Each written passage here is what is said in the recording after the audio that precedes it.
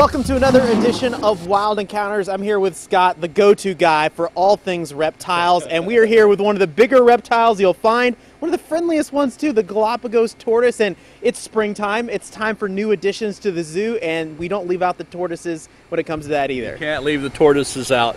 And you're right, this is a Galapagos tortoise, one of the largest tortoises in the world, and this is a baby Galapagos tortoise. Now, this is the dad of this animal, and we can see the difference in size. So this guy weighs about 550 pounds. This one just weighs a few ounces. So a big difference in time, but it takes a long time to get from this one to this one, right? It does. It's going to take at least 20 years for this one to be big enough to be sexually mature. But Abrazo here, he came into the country 90 years ago.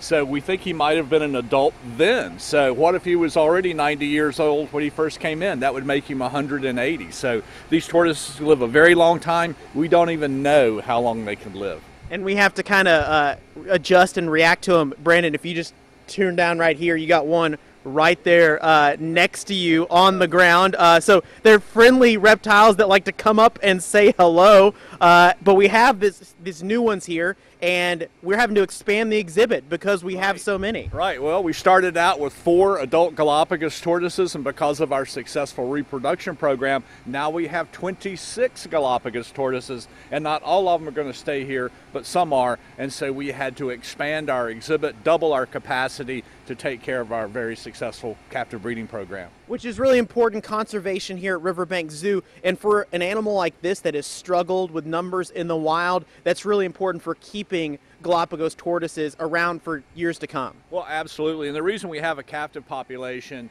is to establish a reserve population. There's only a couple of thousand of Galapagos tortoises left in the wild of this species. And if something happens, a major, let's say an earthquake or a volcano or something erupts there, destroys the wild population, then we could repopulate the islands with animals that are produced in captivity.